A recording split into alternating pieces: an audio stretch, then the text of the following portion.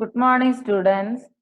Today we are going to see the continuation of 10th Standard Civics Unit 1 Indian Constitution. In the last class, you have studied the making of Indian Constitution, salient features of Indian Constitution, and fundamental rights. Today, we are going to see difference between fundamental rights and directive principles of state policy. அடிப்படை உரிமைகளுக்கும் அரசு நெறிமுறையுறுத்தும் கோட்பாடுகளுக்கும் இடையிலான வேறுபாடுகள். First one, fundamental rights. It was derived from the Constitution of the USA. இவை அமெரிக்க ஐக்கிய நாடுகளின் அரசியமைப்பிலிருந்து பெறப்பட்டவை. Directive principles of state policy. It was drawn on the model of the Constitution of Ireland. அரசு நெறிமுறைத்தும் கோட்பாடுகள் அயர்லாந்து நாட்டின் அரசியலமைப்பிலிருந்து பெறப்பட்டவை.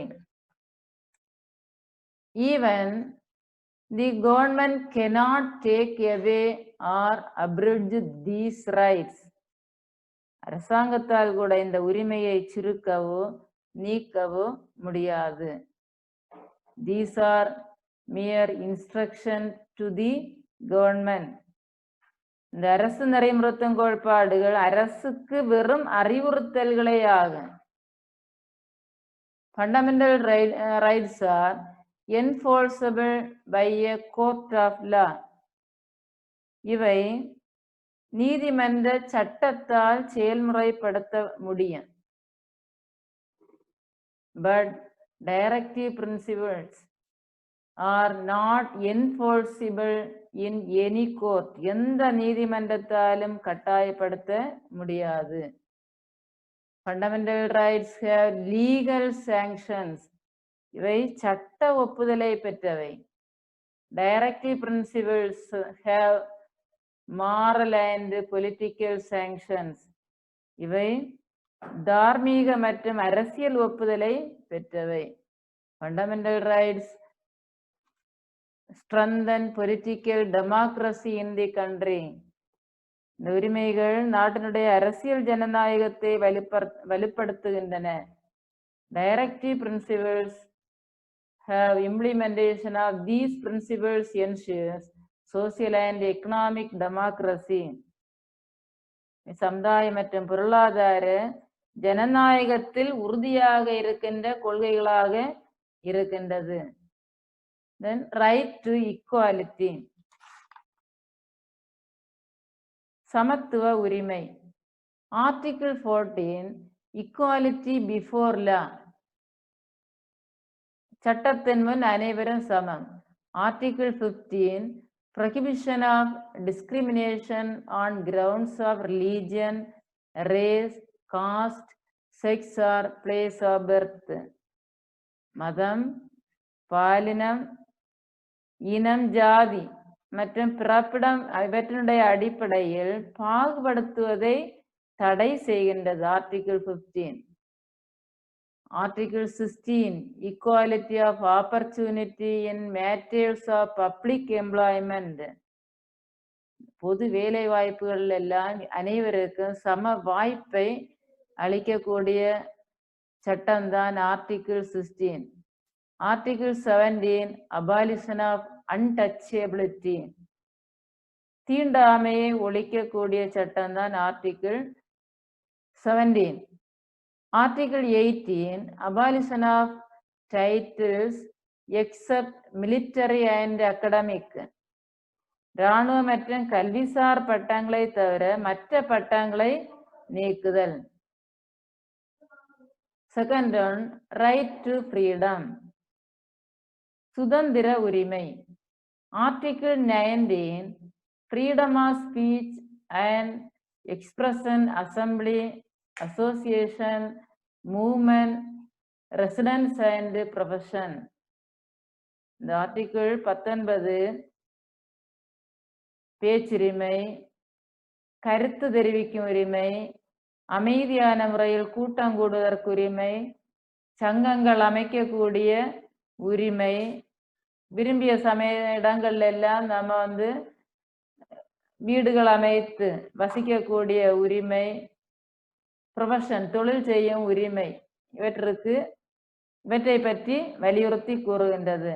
Article 20 protection in respect of conviction for offenses, குற்றஞ்சாட்டப்பட்ட நபர்களுக்கான உரிமை மற்றும் தண்டனையிலிருந்து பாதுகாப்பு பெறும் உரிமை. Article 21 protection of life and personal liberty, தனிப்பட்ட வாழ்க்கை சுதந்திரத்திற்கு பாதுகாப்பு பெறும் உரிமை. Article 21 A right to elementary education, தொடக்க கல்வி பெறும் உரிமை. Article 22 protection against arrest and detention in certain cases, சில வழக்குகளில் கைது செய்து அவர்கள் காவலில் வைப்பார்கள், அந்த நபர்களுக்கு பாதுகாப்பு கொடுக்கக்கூடிய உரிமையை வலியுறுத்தி கூறுவது article 22. Third one, right against exploitation, சுரண்டலுக்கு எதிரான உரிமை. Article 23 prohibition of traffic in human beings and forced labor, இந்த கட்டாய வேலை, கொத்தடிமை முறை மற்றும் மனிதத்தன்மையற்ற வியாபாரத்தை தடுத்து நிறுத்துகின்றது. Article 23. Article 24 prohibition of employment of children in factories etc, குழந்தை தொழிலாளர் முறையை தடுப்பது article 24.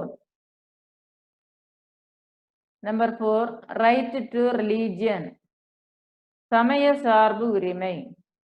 Article 25 freedom of conscience and free profession, practice and propagation of religion, எந்த ஒரு சமயத்தினை ஏற்கவும் பின்பற்றவும் பரப்பவும் உரிமை கொடுக்கின்றது. Article 26 freedom to manage religious affairs, சமய விவகாரங்களை நிர்வகிக்கக்கூடிய உரிமை. Article 26. Article 27 freedom from payment of taxes for promotion of any religion, எந்த ஒரு மதத்தை பரப்புவதற்காக வரி செலுத்துவதற்கு எதிரான ஒரு சுதந்திரம். Article 28 freedom from attending religious instruction or worship in certain educational institutions, மதம் சார்ந்த கல்வி நிறுவனங்களில் நடைபெறக்கூடிய வழிபாடு மற்றும் அறிவுரை நிகழ்வுகள் எல்லாம் கலந்து கொள்ளாமல் இருக்கவும் உரிமை உண்டு. Fifth one, cultural and educational rights. Article 29 protection of language, script and culture of minorities, இந்த சிறுபான்மையினருடைய எழுத்து, மொழி மற்றும் கலாச்சார பாதுகாப்பு பற்றி சொல்லக்கூடியது பிரிவு 29. Article 30 right of minorities to establish and administer educational institutions, கல்வி நிறுவனங்களை நிறுவி நிர்வகிக்கும் உரிமை பற்றி சொல்லக்கூடிய பிரிவு article 30. 6 right to constitutional remedies, அரசியலமைப்புக்கு உட்பட்டு தீர்வு காணும் உரிமை.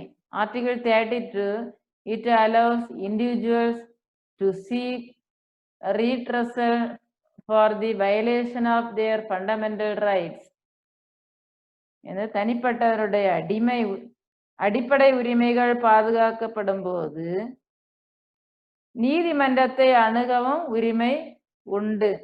இந்த உரிமையை பெறுவதுதான் இதனுடைய நோக்கம். Do you know right to property? Article 31 was deleted from the list of fundamental rights by the 44th Amendment Act, 1978. It is made a legal right under Article 300A in Part 12 of the Constitution. 1978ஆம் ஆண்டு 44வது அரசியலமைப்பு சட்ட திருத்தப்படி அடிப்படை உரிமை பட்டியலிலிருந்தே சொத்துரிமை பிரிவு நீக்கப்பட்டது. இது இந்திய அரசியலமைப்பு சட்ட பகுதி 12வது பிரிவு 300A கீழ் ஒரு சட்ட உரிமையாக வைக்கப்பட்டது. Violation of which fundamental rights associated with the theme depicted in these terms. இது வந்து குழந்தை தொழிலாளர் என்பது நம்பர் 3 இந்த உரிமையாக சுரண்டலுக்கு எதிரான உரிமையில் இது குறிப்பிடப்பட்டுள்ளது. Then directive principles of state policy. The directive principles of state policy was enumerated in Part 4 of the Constitution from Articles 36 to 51. In the directive principles of state policy உள்ளடங்கியுள்ள அந்த சட்டப்பிரிவு ஆர்டிகிள் 36 இருந்து 51 வரை உள்ள பிரிவு மாநிலங்களுக்கிடையேயான அந்த சட்டப்பிரிவாக இருக்கின்றது. The Constitution does not contain any classification of directive principles. However, on the basis of their content and direction, they can be classified into 3 broad categories, such that socialistic, Gandhian and liberal intellectual. These principles are not enforceable by the courts, but they are fundamental for the governance of the country. They aim at promoting the social welfare of the people. Dr. B.R. Ambedkar described these principles as novel features of the Indian Constitution. இந்திய அரசியலமைப்பு சட்டப்பகுதி 4 படி 36 51 வரை குறிப்பிடப்படுவது அரசனுடைய நெறிமுறை கோட்பாடுகள். இந்த கோட்பாடானது 3 பெரும் பிரிவுகளாக பிரிக்கப்பட்டுள்ளது. அதாவது சமதர்ம, காந்திய மற்றும் தாராள அறிவு சார்ந்தவை என்று பிரிக்கப்பட்டுள்ளது. இவை வந்து ஒரு சட்டத்தை இயற்றும் போது இந்த நாம் கவனமாக கொள்ள வேண்டியது முக்கிய கடமையாக இருக்கின்றது. குறிப்பாக சமுதாய நலனை மக்களுக்கு தருவதே இதனுடைய நோக்கம். Then the 86th Amendment Act of 2002 changed the subject matter of Article 45 and made elementary education a fundamental right under Article 21A. The amended directive requires the state to provide early childhood care and education for all children until they complete the age of 6 years. இதுல வந்து அடிப்படை கல்வி article 45வது சட்டப்பிரிவுல வந்து அடிப்படை கல்வி உரிமை பற்றி குறிப்பிடுகின்றது. 6 வயதிற்குட்பட்ட எல்லா குழந்தைகளுக்குமே ஆரம்ப கல்வியை கொடுக்க வேண்டும் என்பதே இதனுடைய நோக்கம். ஃபண்டமெண்டல் டியூட்டிஸ் அடிப்படை கடமைகள். The fundamental duties in the Indian Constitution are inspired by the Constitution of former USSR. அடிப்படை கடமைகளானது USSR சோவியத் யூனியனிலிருந்து பெறப்பட்டது.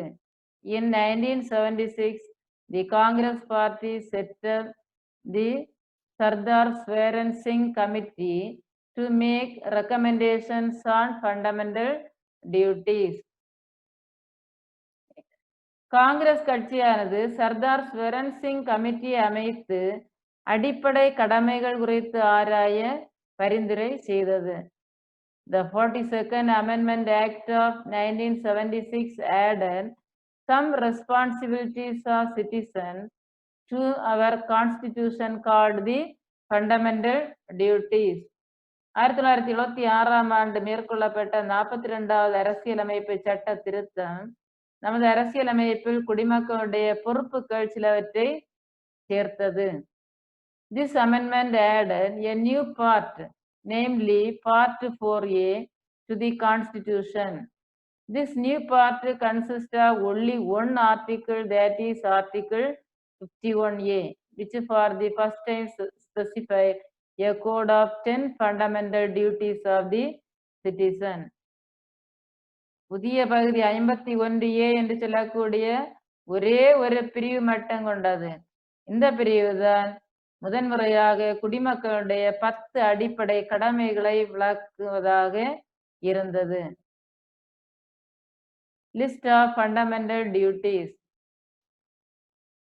To abide by the Constitution and respect its ideals and institutions, the national flag and the national anthem. ஒவ்வொரு குடிமகனும் தேசிய கீதம், தேசிய கொடி, தேசிய சின்னங்கள், அதனுடைய கொள்கைகள் ஆகியவற்றை மதிக்க வேண்டும்.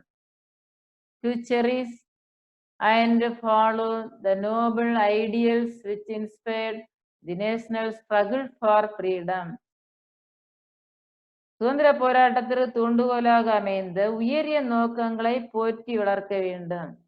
To uphold and protect the sovereignty, unity and integrity of India. இந்தியாவின் இறையாண்மை, ஒற்றுமை, ஒருமைப்பாடு இவற்றை பேணி பாதுகாக்க வேண்டும். To defend the country and render national service when called upon to do so. தேச பாதுகாப்பிற்காக தேவைப்படும் பொழுது நாம் அனைவரும் தேச பணியாற்ற நாம் தயாராக இருக்க வேண்டும். To promote harmony and the spirit of common brotherhood among all the people of India, transcending religious, linguistic and regional or sectional diversities. To renounce practices derogatory to the dignity of women. சமய, மொழி மற்றும் பிராந்திய அல்லது பகுதி சார்ந்த வேறுபாடுகளை மறந்து பெண்களை தரக்குறைவாக நடத்துவதை மக்கள் அனைவரிடமே இதை வலியுறுத்தி கூற வேண்டும். பெண்கள் மதிக்கப்படக்கூடியவர்கள் என்ற ஒரு கருத்தை அனைவரிடமும் பரவ செய்தல். To value and preserve the rich heritage of our composite culture. நமது உயர்ந்த பாரம்பரிய கலப்பு கலாச்சாரத்தை மதித்து பாதுகாத்தல். To protect and improve the natural environment including forests, lakes, rivers and wildlife, and to have compassion for living creatures. காடுகள், ஏரிகள், வனவிலங்குகள் மற்றும் உயிரினங்களுடைய இயற்கை சூழலை பாதுகாத்து மேம்படுத்தி அவை வாழும் சூழலை ஏற்படுத்த வேண்டும். To develop scientific temper, humanism and the spirit of inquiry and reform. அறிவியல் கோட்பாடு, மனித நேயம், ஆராய்ச்சி மனப்பான்மை ஆகியவற்றை வளர்த்தல். To safeguard public property and to abjure violence.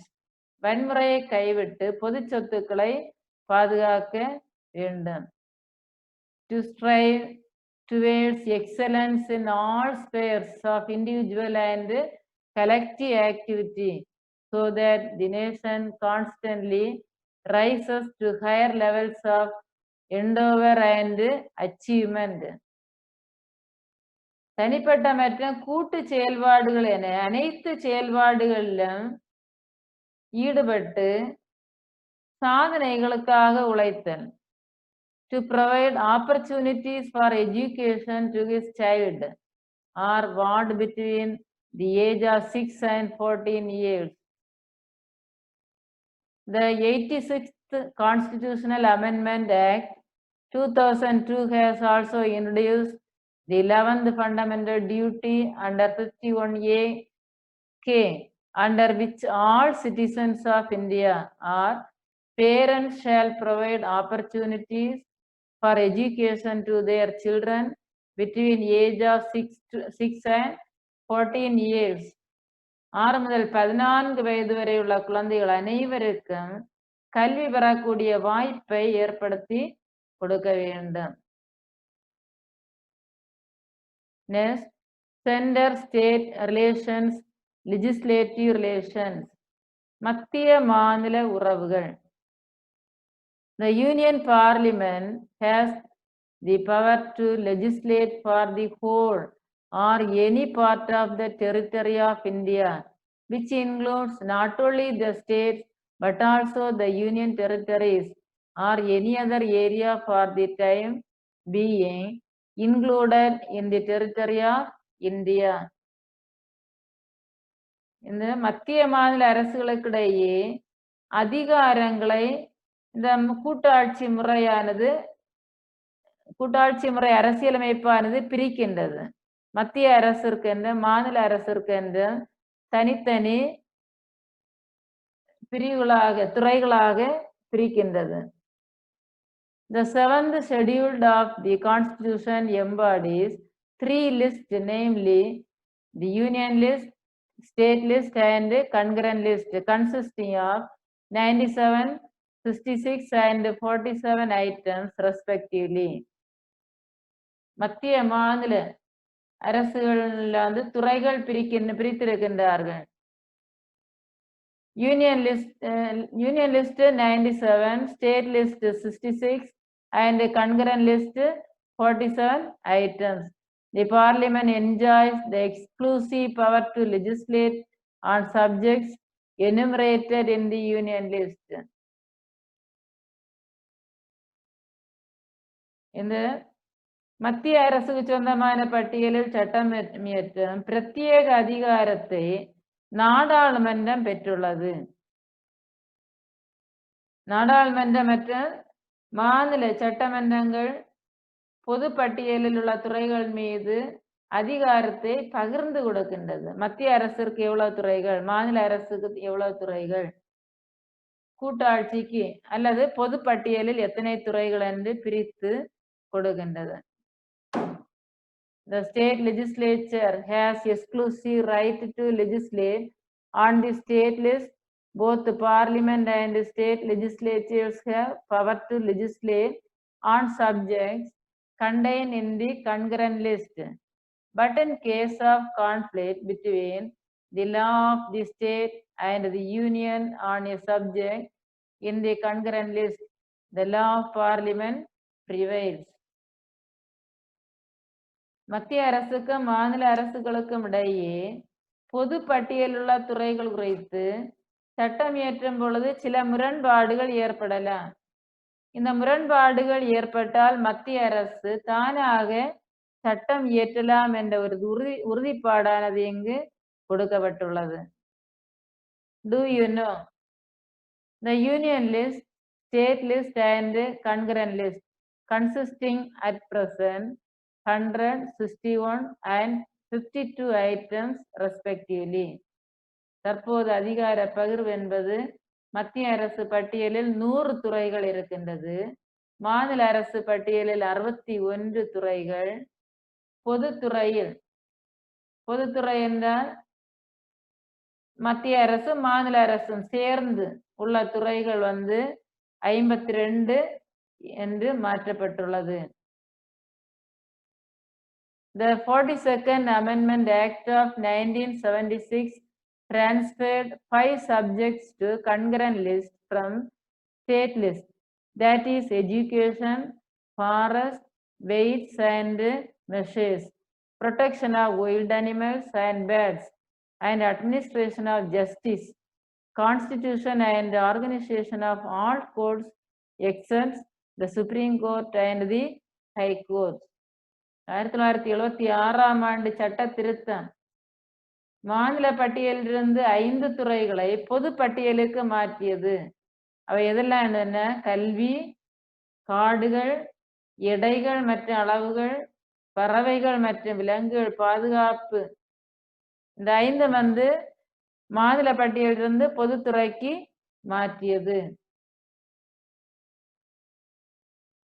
Administrative relations, நிர்வாக உறவுகள்.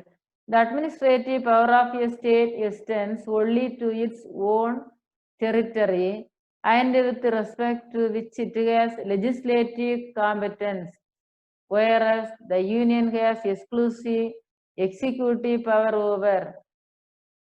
ஒரு மாநில அரசினுடைய நிர்வாக அதிகாரம் அதனுடைய சொந்த மாநிலத்தில் மட்டுமே உள்ளது. அந்த சொந்த மாநிலத்தில் மட்டும் சட்டங்களை இயற்றக்கூடிய அதிகாரம் மாநிலங்களுக்கு உண்டு. The matters with respect to which parliament has exclusive power to make laws and the exercise of its powers conferred by any treaty or agreement.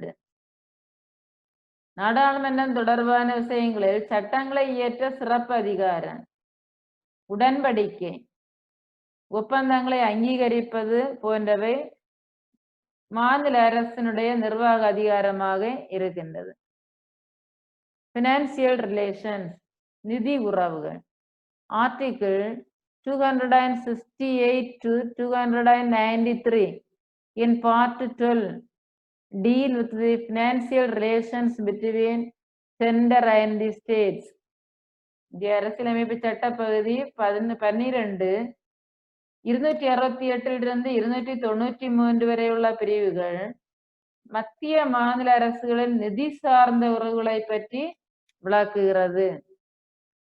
The center and states are empowered by the constitution to impose various kinds of taxes, and certain taxes are imposed and collected by the center and divided between center and states based on the recommendation of the Finance Commission appointed by the President under Article 280 of the Constitution. Late Prime Minister Indira Gandhi appointed the Sarkaria Commission in 1983 to make an inquiry into the center-state relations. The central government has implemented 180 out of 247 recommendations of the Commission. The most important is the establishment of the Interstate Council in 1990. இந்த மத்திய மாநில அரசுகள் நிதிக்குழுவினுடைய பரிந்துரையின் அடிப்படையில் மத்திய அரசால் சில வரிகளும் மாநில அரசால் சில வரிகளும் பிரித்து வசூலிக்கின்றார்கள். மறைந்த திருமதி இந்திரா காந்தி அவர்கள் சர்க்காரியா குழுவினை நியமித்தார். இந்த குழுவினுடைய பரிந்துரையின்படி 1990 அமைக்கப்பட்ட மாநிலங்களுக்கு இடையிலான குழு, இந்த சர்க்காரியா குழுவினுடைய விளைவுதான் 1990 அமைக்கப்பட்ட குழு என்று அழைக்கப்படுகின்றது. Do you know? In 1969, the Tamil Nadu government appointed a 3-member committee under the chairmanship of Dr. P.V. Rajamannar to examine the entire question of center-state relations. இந்த 1969 தமிழ்நாடு கவர்மெண்ட் 3 நபர்கள் அடங்கிய ஒரு கமிட்டியை டாக்டர் பி வி ராஜமன்னார் என்பவருடைய தலைமையில் அமைத்திருந்தது. இது மத்திய மாநில அரசுகளுக்கிடையே சில கேள்விகள் எழுப்ப அமைக்கப்பட்டது. Official language. Part 17 of the Constitution deals with the official language in Articles 343 to 351.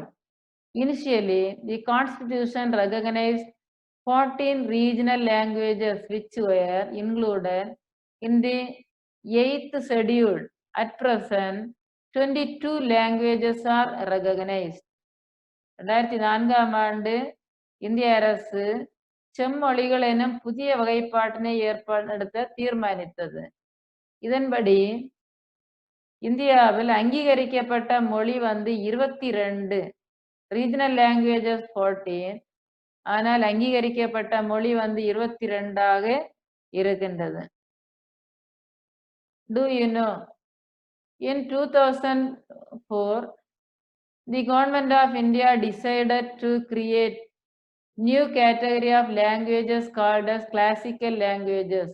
So far, the 6 languages are granted the classical language status, namely Tamil 2004, Sanskrit 2005, Telugu 2008, Kannada 2008, Malayalam 2013 and Odia 2014.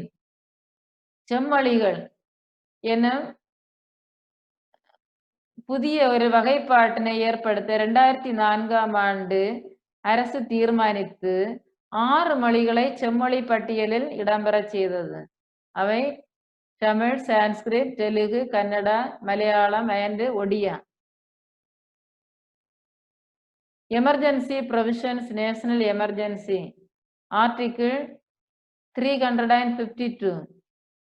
The President under Article 352 can declare emergency if he is satisfied that India's security is threatened due to war, external aggression or armed rebellion, or if there is an imminent danger or threat. அவசரகால நிலையை எதிர்கொள்ளும் விதமாக மத்திய அரசு கூடுதல் அதிகாரங்களை பெற்றுள்ளது.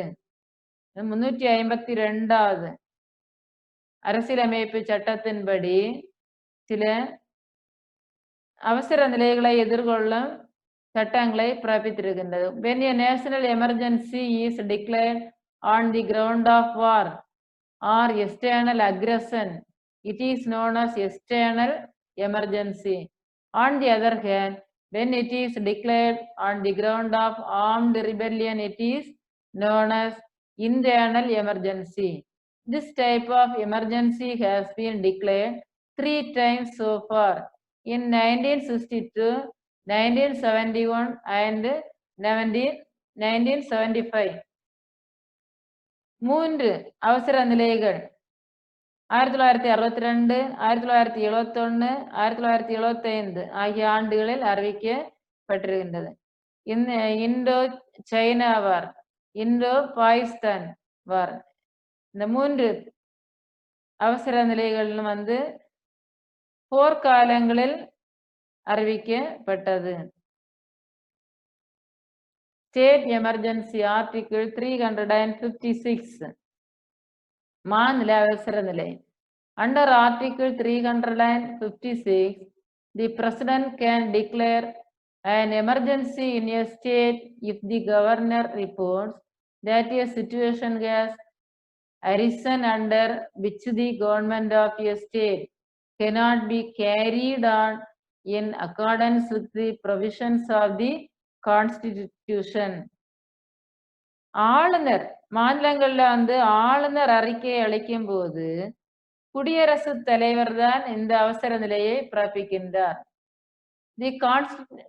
The continuance of such an emergency beyond 1 year is possible only if emergency under Art 352 or in operation or the election commission certifies that there are difficulties in holding assembly elections. Maximum duration of the emergency can be 3 years. The state is governed by the governor on behalf of the president. For the first time, the president's rule was imposed in Punjab in 1951. தேர்தல் ஆணையம் சட்டமன்ற தேர்தலை நடத்த உகந்த சூழல் இல்லை என்று சான்றளித்தால் ஓராண்டு மட்டுமே தாண்டி வைக்க முடியும். அதிகபட்ச அவசரகால ஆண்டுகாலம் 3 ஆண்டுகள். 3 ஆண்டுகளுக்கு மட்டுமே குடியரசுத் தலைவர் அவசர நிலையை பிறப்பிக்க முடியும். இந்த வகையான அவசர நிலை செயல்பாடுகளில் மாநிலங்கள் தங்களுடைய சுயாட்சியை இழந்து விடுகின்றது. முதன்மையான பொறுப்புகள் எல்லாம் பிரசிடண்டையே சார்ந்ததாக இருக்கின்றது. முதலாக குடியரசுத் தலைவர் ஆட்சியானது பஞ்சாபில் 1951ஆம் ஆண்டு நடைமுறைப்படுத்தப்பட்டது. பினான்சியல் எமர்ஜென்சி ஆர்டிகிள் 316 நிதி சார்ந்த அவசர நிலை சட்டப்பிரிவு 360. Article 360 authorizes the President to declare financial emergency if he is satisfied that the financial stability or credit of India or of any of its parts is in danger. குடியரசுத் தலைவர் அவசர நிலையை பிறப்பிக்கும் போது சில சமயத்துல ஆபத்தில் முடியலாம். In this type of emergency, salaries and allowances of any class of persons serving state or union, including judges of the Supreme Court and High Court, can be reduced by an order of the President. அரசு ஊழியர் எந்த வகுப்பினராயினும் அவர்களது ஊதியம், படிகள் மற்றும் உயர் நீதிமன்ற நீதிபதிகள் அனைவருடைய ஊதியமும் குடியரசுத் தலைவர் ஆணையிட்டால் குறைக்க முடியும். This type of emergency has not been declared in India so far. இந்தியாவில் இப்படிப்பட்ட ஒரு அவசர நிலை இதுவரையிலும் பிறப்பிக்கப்படவில்லை. Amendment of the Constitution. The term amendment denotes change, improvement, and modification. Article 368 of the Constitution in part 20 deals with the powers of Parliament to amend the Constitution and its procedure. மாற்றம், சட்ட திருத்தம் சட்டப்பகுதி 20 படி 368வது சட்டப்பிரிவு அரசியலமைப்பினை சட்ட திருத்தம் செய்வதில் சில முறைகள் பின்பற்றப்படக்கூடிய சில முறைகளை திருத்தி அமைத்தார்கள். இதுல நாடாளுமன்றத்தின் அதிகாரங்கள் பற்றி தெரிவிக்கின்றது. சட்டத்தை திருத்தும் போது நாடாளுமன்றம் எப்படி திருத்த வேண்டும் என்று சில நடைமுறைகளை இந்த சட்டப்பிரிவானது குறிப்பிடுகின்றது. Procedure of amendment. An amendment of this constitution may be initiated only by the introduction of a bill for the purpose in either House of Parliament, and when the bill is passed in each house by a majority of the total membership of that house, and by a majority of not less than 2/3 of the members of that house present and voting, it shall be presented to the President, who shall give his assent to the bill, and thereupon the Constitution shall stand amended in accordance with the terms of the bill. Bill மசோதா. நாடாளுமன்றத்தில் இரு அவைகள் உண்டு, மேலவை கீழவை. இந்த இரு அவைகளிலும் ஒரு சட்டத்தை திருத்தும் போது இந்த இரு அவைகளிலும் உள்ள மெம்பர்ஸ் தெரிந்திருக்க வேண்டும். ஒவ்வொரு அவையிலும் பெரும்பான்மை உறுப்பினர்களுடைய வாக்குப்பதிவு இருந்தால் மட்டுமே அந்த சட்டத்தை திருத்த முடியும். The Constitution amendment can be brought about only by the Parliament. State legislatures cannot initiate for any amendment to the Constitution. குடியரசுத் தலைவர் ஒப்புதல் அளித்த பின்தான் இந்த சட்ட திருத்தமானது ஏற்றுக்கொள்ளப்படும். இந்த நாடாளுமன்றத்தால் மட்டுமே அரசியல் சட்டம் திருத்த முடியும். இது நாடாளுமன்றத்தின் இரு அவைகளிலும் ஒப்புதல் பெற வேண்டும், பெரும்பான்மை பெற்றிருக்க வேண்டும், குடியரசுத் தலைவர் இதில் கையொப்பமிட வேண்டும். இருந்தால் மட்டுமே நாடாளுமன்றத்தால் இந்த சட்டத்தை திருத்த முடியும். Then types of amendments. அரசியலமைப்பு சட்ட திருத்தத்தினுடைய வகைகள். Article 368 provides for 3 ways of amendments. 1. Amendment by simple majority of a parliament. சாதாரண அறுதி பெரும்பான்மை மூலம் திருத்தலாம். Second one, amendment by special majority of the parliament. சிறப்பு அறுதி பெரும்பான்மை மூலம் திருத்தலாம். Third one, amendment by special majority of the parliament and the rectification of half of the state legislatures. நாடாளுமன்றத்தினுடைய சிறப்பு அறுதி பெரும்பான்மையுடன் பாதிக்கு மேற்பட்ட மாநில சட்டமன்றங்களுடைய ஒப்புதலை பெறுவதன் மூலமும் திருத்த முடியும். 3 வழிகளில் திருத்தலாம். Do you know 42nd amendment of the constitution is known as the mini constitution. சிறிய அரசியலமைப்பு என அழைக்கப்படுவது எது என்று ஒரு கொஸ்டின் கேட்பாங்க. 42nd amendment.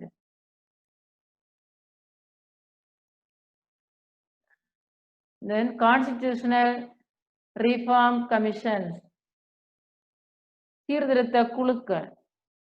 The National Commission to review the working of the Constitution was set up by a resolution of the Government of India in 2000, headed by M.N.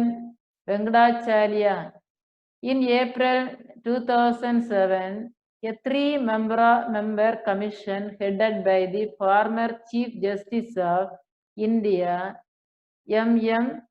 Poonji, was set up by the then government to take a fresh look at relative roles and responsibilities of various levels of government and their interrelations. 2000ஆம் ஆண்டில் இந்திய அரசு ஒரு தீர்மானத்தை கொண்டு வந்தது.